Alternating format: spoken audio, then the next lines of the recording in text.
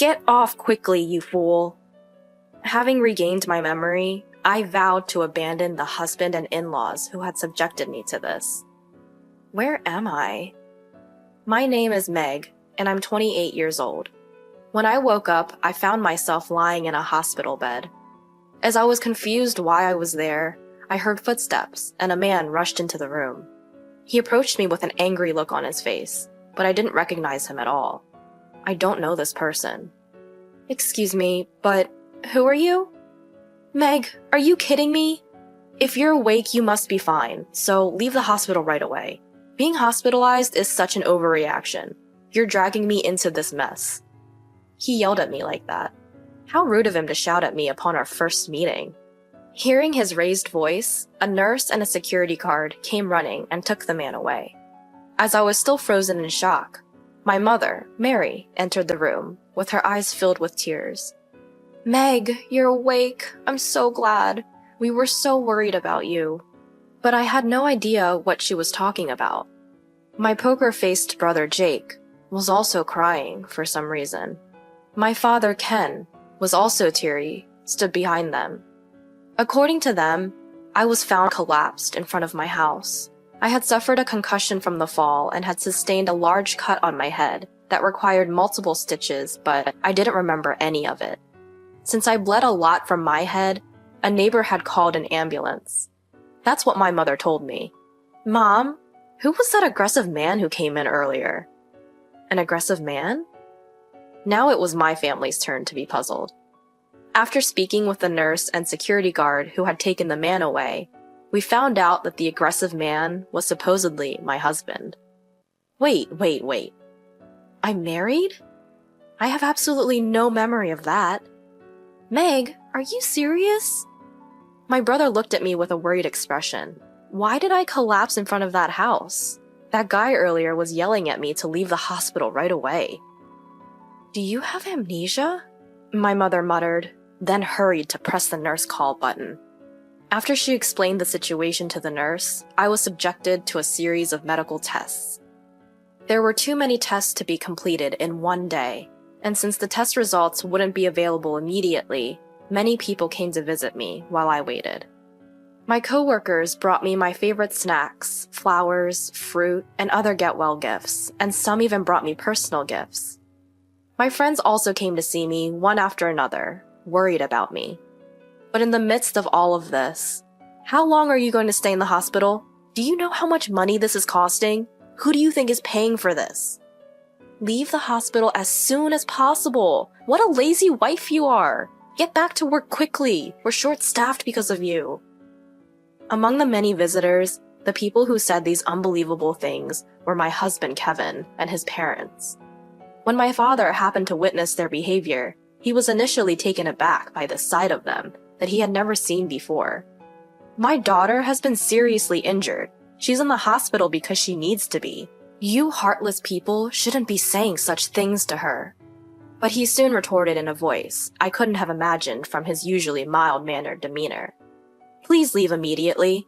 My brother and mother sided with my father. Please don't come here anymore. That day, I left hurriedly due to my family's fierce stance, but my husband and in-laws still came persistently, complaining and shouting about when I would be discharged and how much trouble I was causing. Eventually, I was moved to a private room, and they were denied visitation. The hospital let me stay in the private room for the same price as a shared room, so I was lucky. The test results showed that I had completely lost a portion of my memory. It felt strange that something like this could happen in reality. The doctor initially suspected a traumatic injury, but since I didn't have any bleeding in my brain despite hitting my head on the concrete road, it seemed that it wasn't traumatic. I was diagnosed with a psychological condition triggered by hitting my head. I really don't understand anything. I can't even remember my husband's face, and I can't believe I was married to him. Apparently, I was married and living with my in-laws. My husband, Kevin, is 35 years old. He was working at my in-laws' store. I was working as a secretary at another company, so we were both working. However, my actions were monitored by Kevin and my in-laws. They took my salary, and it didn't seem like a happy married life. They checked my work schedule, and on my days off, I was helping at the store ran by my in-laws without pay. When my salary was deposited, almost all of it was withdrawn, leaving me with no money to use, and I was responsible for all of the household chores as a wife. Despite working the same condition, Kevin would say, "Why do I have to do the housework? Isn't that a woman's job? Don't push your work onto me." He didn't do anything around the house. Moreover, he would blame me for every failure and hurl verbal abuse like useless and slow-witted at me. I was also constantly nagged by my in-laws about housework, work, and not being able to conceive a child. I couldn't even get a proper mealtime in this house. Of course, with such a life, it seemed that my exhaustion was accumulating. Kevin used to drive me to and from work, but it wasn't out of love. It was to monitor me, so I wouldn't waste money or take detours. My coworker and friend Betty told me about my married life. I had apparently talked to Betty about my troubles with my marriage to Kevin and living with my in-laws. As I listened to Betty's story, I gradually began to remember the day I got injured. That day, as usual, my husband was yelling at me in the car on our way home from an outing. "You took so long for shopping, and now we're going to be late for our appointment. What are you going to do about it, you slowpoke?" It wasn't my shopping. I was looking for something your mom asked for. If you had helped me to look, we would have finished sooner. Don't make excuses. It's something you were asked to get. Every time I go out with you, I end up in a bad mood. I should have never come along. My husband didn't stop yelling at me for nearly an hour, and when we got home and I tried to get out of the car, my still angry husband said, "Hurry up and get out, you idiot!" And with that, he pushed me out of the driver's seat. I then fell out of the car, hitting my head on the concrete ground. Despite this, my husband didn't stop. He just drove off somewhere. A neighbor saw me lying there, motionless and bleeding from my head, and called an ambulance for me. Since I remembered this, I called the police and told them about the incident. The investigation proceeded. A nearby security camera footage confirmed that my memory was true. When I heard this, my body shook with anger. Why did I have to endure such treatment? I swore in my heart that I would make him pay the appropriate price. Although the fact that I was married to Kevin still feels vague and like someone else's business, my strong fatigue, my emaciated body, and the blood test results all show that my condition was terrible. It must have been the married life Betty told me about. Of course, after being discharged from the hospital, I didn't go back to the house with Kevin and his in-laws, but returned to my parents' home.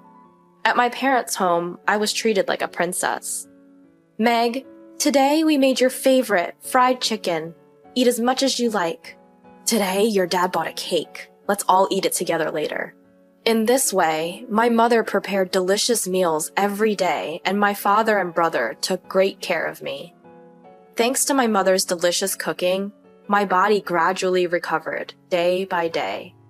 My workplace was understanding, and they told me to take a leave of absence and return to work after fully resting. Because of my life at parents' home, not only did my accident injuries heal, but my body's fatigue also improved, and my hair and skin, which had been in terrible condition right after being admitted to the hospital, became beautiful again. It became clear how much stress I had been under in my married life. Suddenly, anxiety crossed my mind. Does being married mean I have to go back to that house? Such anxiety unconsciously slipped out of my mouth. Don't worry about that. Nobody would force our precious daughter to return to a house that pushed her this far. You should divorce him and cut ties as soon as possible. My mother said so, and after discussing it with my family, they decided to ask a lawyer who was a friend of my father. This lawyer knows me since I was a child and had a long relationship with my father. After hearing my situation, the lawyer, like my family, angrily agreed to help. Thanks to the skilled lawyer, the process of divorce started smoothly. Meanwhile, at the house where Kevin and his in-laws lived, Kevin and his parents were fuming.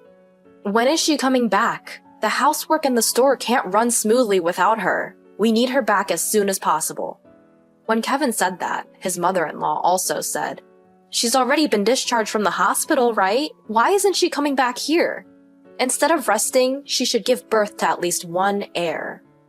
My father-in-law expressed his indignation as well. She's such a spoiled wife. When she comes back, we need to straighten her out. In fact, they called my parents home almost every day. Meg is there, right? Why isn't she coming back here? Her body has recovered, hasn't it? We have a business here, so please let her return as soon as possible. My brother, who had answered the phone, told me what they had said. My family unanimously said that I didn't need to go back, but I wanted to go and get my belongings. I consulted with a lawyer, and my father decided to accompany me. From that day on, my husband's family was in deep trouble. As soon as I entered the house, "How long are you going to stay at your parents' house? What have you been doing without answering the phone? You're such an irresponsible wife. Hurry up and get back to work. There's a mountain of housework and work waiting for you." Kevin and my in-laws started blaming me. As the lawyer and my father entered the room, they were momentarily surprised and closed their mouths. "Why didn't you come back alone? Why did you bring a lawyer? What do they have to do with this?" But then started scolding me again. "Let's sit down and talk for a moment." The lawyer calmed them down and led them to the living room with my father. I went upstairs to my room to pack my stuff. Why did I need to come back to this house? I remembered that I left important evidence of the emotional abuse here. I had kept a diary where I recorded Kevin and my in-laws' words and actions along with the dates. The lawyer told me that it was very important as evidence, and I also had another piece of evidence that I had always hidden from my in-laws. As I was packing, "What's that? Who agreed to the divorce? Don't make decisions on your own." I heard a loud bang on the desk. My body reflexively tensed up, and I crouched down. It seemed that my father and the lawyer had been discussing the divorce. I quickly grabbed my packed belongings and rushed downstairs. Just then, Kevin came out of the entrance and said, "What's with the luggage? Aren't you coming back? Are you the one saying you want a divorce? Explain yourself properly."